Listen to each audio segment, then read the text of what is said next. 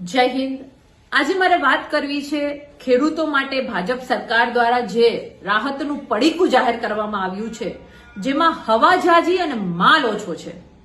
આ વાત મારે એટલા માટે બોલવી પડે છે કે આંકડો વાંચતા તો આપણને એમ લાગે કે ઓહો 10,000 કરોડનું રાહત પેકેજ જાહેર કરવામાં આવ્યું છે, પણ આ 10,000 કરોડના પેકેજને જ્યારે તમે નુકસાન જે ખેડૂતોને થયું છે આ નુકસાની સાથે જ્યારે તમે ભાગાકાર કરો છો ને ત્યારે ખેડૂતોને કંઈ મળતું નથી। ખાલી ને ખાલી હેક્ટર દીઠ 22,000 રૂપિયાનો આંકડો આવે છે, અને એ પણ એમાંય કેટલાય સરવાળા બાદબાકી થશે તો જે ખેડૂતોને લાભ મળવાનો છે એ લાભ નથી મળવાનો। આ માત્ર ને માત્ર ભાજપ પોતાની વાહવાઈ કરવા માટે ખાલી પેકેજ જાહેર કર્યું છે એવું સાબિત થાય છે। આ પેકેજથી અમને સંતોષ નથી, ખેડૂતોને પણ કઈ ફાયદો નથી થવાનો, એનો પણ આંકડો એટલો ને એટલો જ છે। તો મારે એટલું કેવું છે સરકારને કે અમે પંજાબમાં હેક્ટર દીઠ 50,000 રૂપિયા આપી શકીએ છીએ, તો 35 વર્ષથી તમારી સરકાર છે અહીંયા, તો તમે ખાલી માત્ર 22,000 રૂપિયા જ આપશો? કોઈ તમારી પાસે આંકડાકીય જ્ઞાન નથી કે કેટલું નુકસાન થયું છે, કેટલા ખેડૂતોને નુકસાન થયું છે?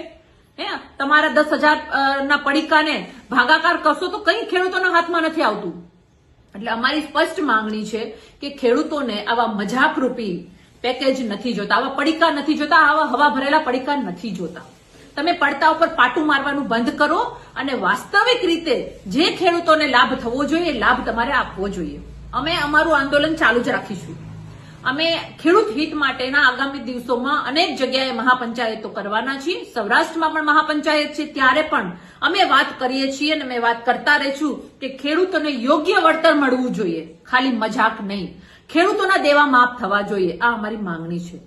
એટલા માટે અમે સરકારને કહીએ છીએ કે તમે માત્ર ને માત્ર વાહવાઈ કરવા માટેના આવા પડીકા જાહેર ના કરો, અને બીજું કે હજી પણ સમય છે, થોભી જાજો। માર્કેટિંગ પાછળ જેટલું પેકેજ આપો છો ને એના કરતા ડબલ રૂપિયા તો તમે માર્કેટિંગ પાછળ ખર્ચી નાખશો કે અમે આ આપ્યું, અમે આ આપ્યું। નવાઈ નથી કરતા, તમે નવાઈ નથી કરતા, તમે ખેડૂતના ટેક્સના પૈસા ઉપર સરકાર ચલાવો છો, જનતાના ટેક્સના પૈસા સરકાર ચલાવો છો, એટલે કઈ આપો છો ને તો નવાઈ નથી કરતા, એટલે માર્કેટિંગ તો ના જ કરતા।